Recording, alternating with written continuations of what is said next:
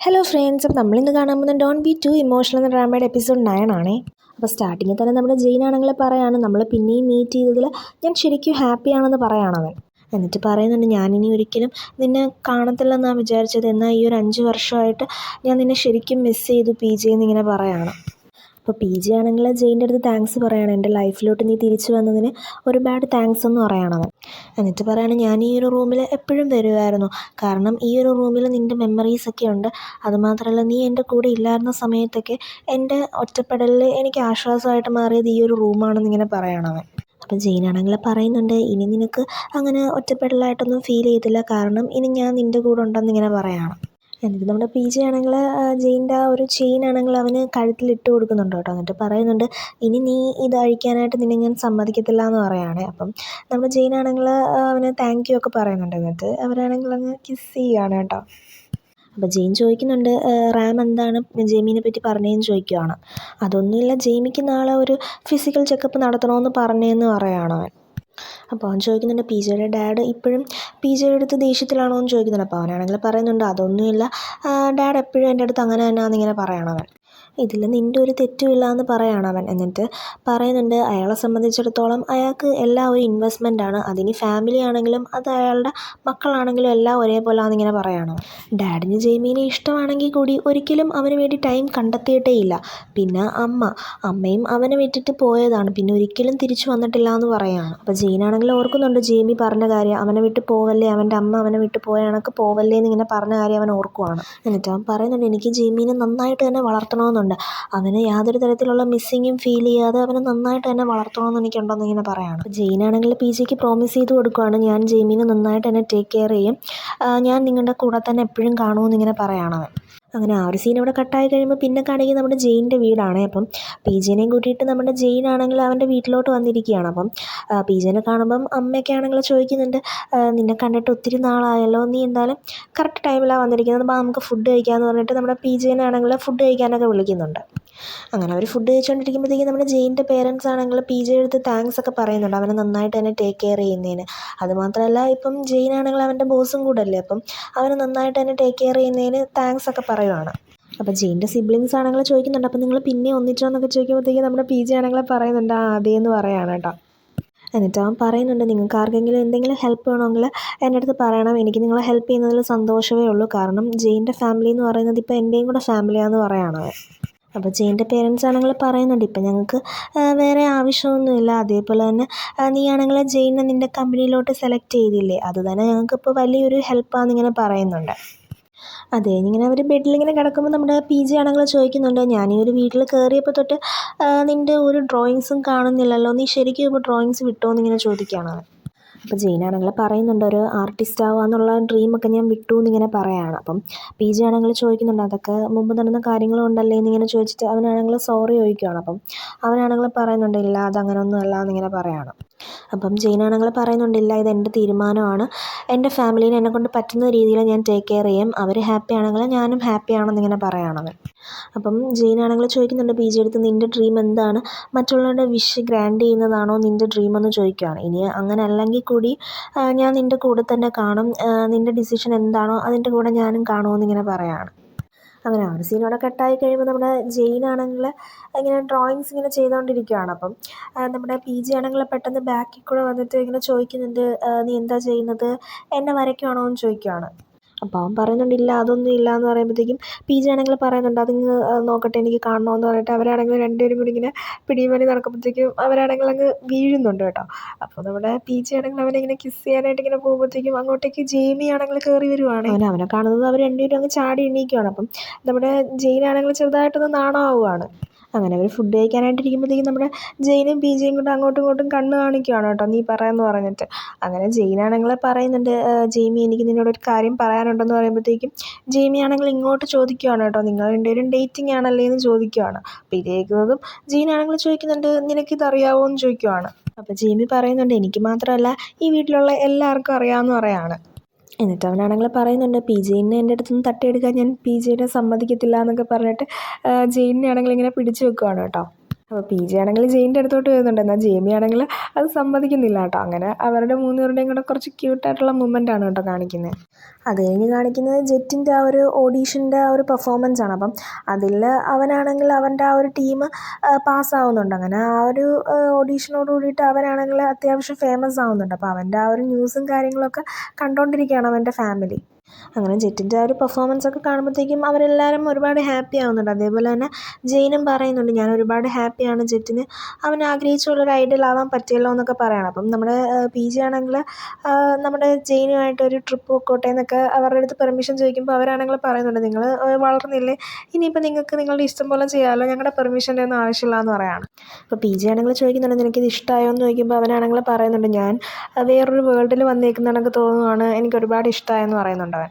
എന്നിട്ട് അവനാണെങ്കിൽ പറയുന്നുണ്ട്, ഞാൻ ശരിക്കും ഹാപ്പിയാണ് ജെറ്റിനെ പറ്റി ഓർത്തിട്ട്, അവൻ അവൻ്റെ ഡ്രീം അച്ചീവ് ചെയ്തല്ലോ എന്നിങ്ങനെ പറയാണ്. അപ്പോൾ പി ജി ആണെങ്കിൽ പറയുന്നുണ്ട്, നീ നല്ല കാര്യം തന്നെയാണ് ചെയ്തത്, നീ നിൻ്റെ ഫാമിലിനെ നിൻ്റെ സിബ്ലിങ്സിനെയും നന്നായിട്ട് തന്നെ കെയർ ചെയ്തു, നീ ഇല്ലായിരുന്നെങ്കിൽ ജെറ്റിന് ഒരിക്കലും അവൻ്റെ ഈ ഒരു ഡ്രീം അച്ചീവ് ചെയ്യാൻ പറ്റത്തില്ലായിരുന്നു എന്ന് പറയാണ്. അപ്പം നമ്മുടെ ജെയിനാണെങ്കിൽ പി ജി എടുത്ത് താങ്ക് യു പറയാണ്, എൻ്റെ ലൈഫിലോട്ട് തിരിച്ചു വന്നതിന് ഒരുപാട് താങ്ക്സ് എന്ന് പറയണം. അതേപോലെ അവൻ പറയുന്നുണ്ട്, ഇനി ഒരിക്കലും എന്നെ വിട്ട് പോകരുതെന്ന് പറയണം. അപ്പം നമ്മുടെ പി ജി ആണെങ്കിൽ പറയുന്നുണ്ട്, ഞാൻ എവിടെയും പോകത്തില്ല എന്ന് പറഞ്ഞിട്ട് അവരാണെങ്കിൽ അത് കിസ് ചെയ്യുവാണേ. അങ്ങനെ അത് കഴിഞ്ഞ് കാണിക്കുന്നത് പിന്നെ അവരുടേതായ കുറച്ച് കപ്പിൾ മൂമെൻറ്റ്സ് ഒക്കെയാണ് കേട്ടോ. അങ്ങനെ അവരുടെ ആ ഒരു റൊമാൻറ്റിക് ആയിട്ടുള്ള കുറച്ച് സീൻസൊക്കെയാണ് പിന്നെ കാണിക്കുന്നത്. അത് കഴിഞ്ഞ് അവർ ഷൂട്ടിംഗ് പ്രാക്ടീസ് ചെയ്യുമ്പോഴത്തേക്കും നമ്മുടെ ജെയിനാണെങ്കിൽ പറ്റുന്നില്ല. അപ്പോൾ അവനാണെങ്കിൽ ചോദിക്കുന്നുണ്ട്, നീയല്ലേ പറഞ്ഞത് നിനക്ക് ഷൂട്ടിങ് ചെയ്യണമെന്ന്, പിന്നെ നീ എന്തിനാണ് പേടിക്കുന്നതെന്നൊക്കെ ചോദിക്കുന്നുണ്ട്. അപ്പോൾ അവൻ പറയുന്നുണ്ട്, ഞാനിതിനു മുമ്പ് ഇത് ചെയ്തിട്ടില്ലല്ലോ, എനിക്ക് കുറച്ച് ടൈം തരാനൊക്കെ പറയുന്നുണ്ട്. പി ജി ആണെങ്കിൽ അവനെ ഹെൽപ്പ് ചെയ്യുന്നുണ്ട്, എങ്ങനെയാണ് ഷൂട്ട് ചെയ്യേണ്ടതെന്നുള്ള കാര്യമൊക്കെ അവന് പറഞ്ഞു കൊടുക്കുന്നുണ്ട്. അപ്പം അവനാണെങ്കിൽ അത് കേട്ടിട്ട് കറക്റ്റായിട്ട് തന്നെ ഷൂട്ട് ചെയ്യുന്നുണ്ട്. അങ്ങനെ അവർ സംസാരിച്ചുകൊണ്ടിരിക്കുമ്പോഴാണ് അവൻ്റെ സിസ്റ്ററിൻ്റെ കോൾ വരുന്നത്. അപ്പോൾ അവളാണെങ്കിൽ പറയുന്നുണ്ട്, ജെറ്റിൻ്റെ ഒരു പിക്ചർ നിനക്ക് ഇൻ്റർനെറ്റിൽ ലീക്കായെന്നിങ്ങനെ പറയാണ്. അപ്പോൾ ജെറ്റാണെങ്കിൽ പറയുന്നുണ്ട്, ഞാൻ ആരുടെയും കൂടെ ഒന്നിൽ കൂടുതൽ റിലേഷൻഷിപ്പിലൊന്നും ഇരുന്നിട്ടില്ല, ഞാൻ ആരെയും ചീറ്റ് ചെയ്തിട്ടില്ല എന്നവൻ പറയുന്നുണ്ട്. പിന്നെ ഞാൻ അങ്ങനെ ഒരു റിലേഷൻഷിപ്പിൽ ഇരുന്നിട്ടുണ്ടെങ്കിൽ തന്നെ അത് ഡിഫറെൻ്റ് ആയിട്ടുള്ളൊരു ടൈം പീരീഡിലായിരുന്നു എന്നൊക്കെ അവനിങ്ങനെ പറയാണ്. എന്നിട്ട് അവനാണെങ്കിൽ പറയുന്നുണ്ട്, ഇതെൻ്റെ തെറ്റ് തന്നെയാണ്, എല്ലാവരും എന്നോട് ക്ഷമിക്കണമെന്ന് പറഞ്ഞിട്ട് അവനാണെങ്കിൽ സോറി ചോദിക്കുന്നുണ്ട്.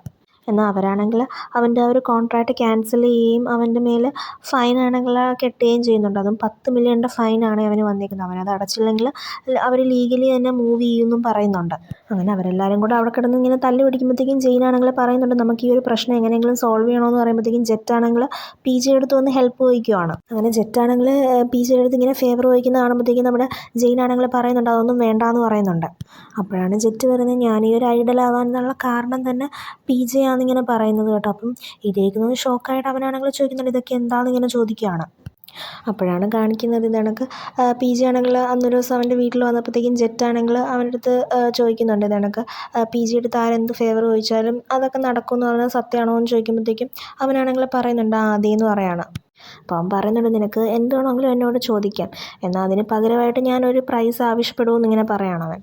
അപ്പോൾ അവനാണെങ്കിൽ പറയുന്നുണ്ട്, എന്നെ ഒരു ഐഡൽ ആവാനായിട്ട് ഹെൽപ്പ് ചെയ്യാൻ പറയുന്നുണ്ട്. അപ്പം അവനാണെങ്കിൽ പറയുന്നുണ്ട്, അത് വേണ്ട, ഇങ്ങനൊരു ഫേവർ യൂസ് ചെയ്യുന്നവർക്ക് നല്ലൊരു ഔട്ട്കം ആയിരിക്കത്തില്ല കിട്ടുന്നതെന്ന് അവൻ പറയുന്നുണ്ട്. അപ്പോൾ അവൻ പറയുന്നുണ്ട്, എനിക്കൊരു ചാൻസ് മാത്രം മതി, ബാക്കിയൊക്കെ ഞാൻ എൻ്റെ സ്വന്തം എഫേർട്ടിൽ തന്നെ ട്രൈ ചെയ്തോളാം എന്ന് പറയുന്നുണ്ട്. അപ്പോൾ അവനാണെങ്കിൽ അവനെ ഹെൽപ്പ് ചെയ്യാൻ സമ്മതിക്കുന്നുണ്ട്. എന്നാൽ ഇതൊരു ഫേവറായിട്ടൊന്നും അല്ല, ഞാൻ ഇഷ്ടപ്പെടുന്ന ആളുടെ ബ്രദർ അല്ലേ നീ, അതുകൊണ്ട് ഇതൊരു ഫേവറായിട്ട് കൂട്ടണ്ടെന്ന് പറയുന്നുണ്ട്. അപ്പോൾ ജെയിനാണെങ്കിൽ ദേഷ്യത്തിൽ ചോദിക്കുകയാണ്, ഇത്രയും ഇമ്പോർട്ടൻ്റ് ആയിട്ടുള്ളൊരു കാര്യം നീ എന്താ എൻ്റെ അടുത്ത് പറയാറുണ്ടെന്ന് ഇങ്ങനെ ചോദിക്കുകയാണ്. ജെറ്റാണ് നിങ്ങളുടെ അടുത്ത് ആരുടെടുത്തും ഇതൊന്നും പറയണ്ടെന്ന് എൻ്റെ അടുത്ത് പറഞ്ഞത്, അതുമാത്രമല്ല ഞാൻ അവനെ ഓഡീഷനിൽ മാത്രമേ ഹെൽപ്പ് ചെയ്തിട്ടുള്ളൂ, ബാക്കിയെല്ലാം അവൻ സ്വന്തമായിട്ട് തന്നെ അവൻ പ്രൂവ് ചെയ്തതാണെന്നിങ്ങനെ പറയാണ്. ഇപ്പോൾ ജെറ്റാണെങ്കിൽ നമ്മുടെ ജെയിൻ്റെ അടുത്ത് ഷൗട്ട് ചെയ്യുന്ന കാണുമ്പോഴത്തേക്കും അനിയത്തിയാണെങ്കിൽ പറയുന്നുണ്ട്, നീയല്ലേ ഇവിടെ എപ്പോഴും ഓരോ പ്രശ്നങ്ങൾ ഉണ്ടാക്കുന്നത്, അന്ന് നീ ഒരു ഫുട്ബോൾ ഗാംബ്ലിങ്ങിൽ പെട്ടുപോയപ്പോൾ നിന്നെ ഹെൽപ്പ് ചെയ്തത് ജെയിൻ അല്ലേ എന്നിങ്ങനെ പറയാണ്. അപ്പോൾ ഇതൊക്കെ കേൾക്കുന്നത് അവരുടെ പേരൻസ് ആണെങ്കിൽ ശരിക്കും ഷോക്കാവുകയാണ്. കാരണം അവരിപ്പോഴാണ് ഈ സത്യങ്ങളൊക്കെ അറിയുന്നത്.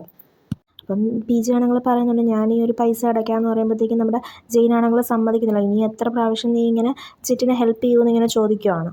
അപ്പോൾ അവൻ പറയുന്നുണ്ട്, അങ്ങനെയാണെങ്കിൽ ഞാനിത് ഫ്രീ ആയിട്ട് ചെയ്യുന്നില്ല, പകരം ഞാൻ ഈ ഒരു വീടും ഈ ഒരു ഫാർമസി ഞാൻ വാങ്ങാമെന്ന് പറയാണ്. അത് കഴിയുമ്പോൾ നമ്മുടെ ജെയിനാണെങ്കിൽ ഓഫീസിൽ വരുമ്പോഴത്തേക്കും പി ജി ചോദിക്കുന്നുണ്ട്, വീട്ടിൽ എല്ലാം ഓക്കെ അല്ലേ എന്ന് ചോദിക്കുകയാണ്. അപ്പം അവനാണെങ്കിൽ ഒന്നും പറയുന്നില്ല. അപ്പം പി ജി ആണെങ്കിൽ ചോദിക്കുന്നുണ്ട്, നീ ഓക്കെ അല്ലേ, നിൻ്റെ ഫേസൊക്കെ വല്ലാതിരിക്കുന്നു, നീ ടയേർഡാണോ, അങ്ങനെയാണെങ്കിൽ നീ ഓഫ് എടുത്തോ, ഞാനാണെങ്കിൽ ജെമീനെ പോയി പിക്ക് ചെയ്തോളാം എന്നൊക്കെ അവൻ പറയുന്നുണ്ട്. അപ്പോൾ അവൻ പറയുന്നുണ്ട് ഇല്ല എനിക്ക് കുഴപ്പമൊന്നുമില്ല എന്ന് പറഞ്ഞിട്ട് അവനാണെങ്കിൽ പോകാനായിട്ട് പോകുമ്പോഴത്തേക്കും നമ്മുടെ പി ജി ആണെങ്കിൽ ചോദിക്കുന്നുണ്ട് നീ എന്നോട് ഇപ്പോഴും ദേഷ്യത്തിലാണോ എന്ന് ചോദിച്ചിട്ട് അവനാണെങ്കിൽ നമ്മുടെ ജെയിനിനെ അങ്ങ് ഹഗ് ചെയ്യുന്നുണ്ട്. അപ്പോൾ അവനാണെങ്കിൽ പറയുന്നുണ്ട് പി ജി എടുത്ത് വിടാനൊക്കെ പറയുമ്പോഴത്തേക്കും അവൻ പറയുന്നുണ്ട് ഇല്ല എനിക്ക് നിന്നെ ഹോൾഡ് ചെയ്യണമെന്ന് പറഞ്ഞിട്ട് അവനാണെങ്കിൽ പിന്നെ അവനെ അങ്ങ് ഹഗ് ചെയ്യണം. അപ്പോൾ നമ്മുടെ ജെയിനാണെങ്കിൽ ശരിക്കും അങ്ങ് സങ്കടമാവുകയാണ് കേട്ടോ. അവൻ്റെ ഫാമിലിയുടെ കാര്യങ്ങളൊക്കെ ഓർത്തിട്ട് അവനങ്ങ് കരയുന്നുണ്ട്.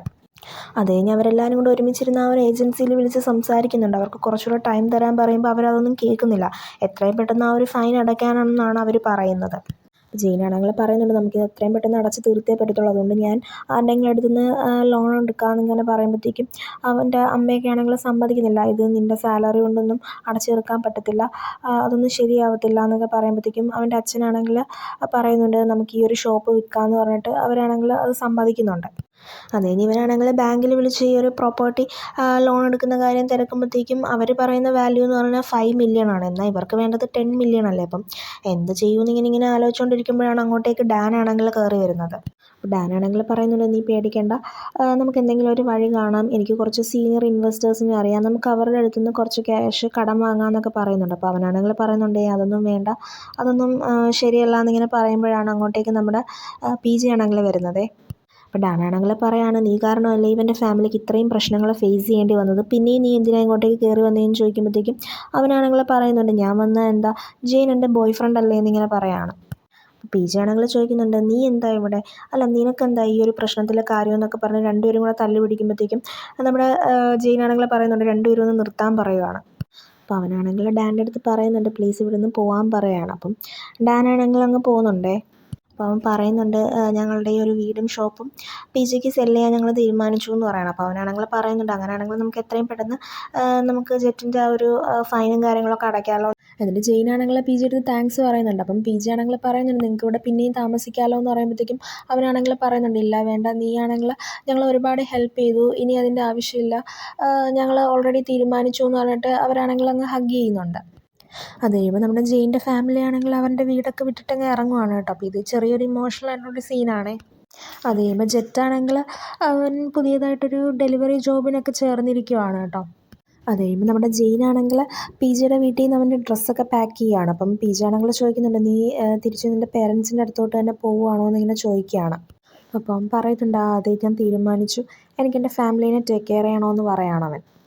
എന്നിട്ട് പറയുന്നുണ്ട് നീ ജെയ്മിയുടെ കാര്യം ഓർത്ത് വറീഡ് ആവണ്ട, ഞാൻ പഴയ പോലെ തന്നെ അത് ഹാൻഡിൽ ചെയ്തോളാം എന്ന് അവൻ പറയുന്നുണ്ട്.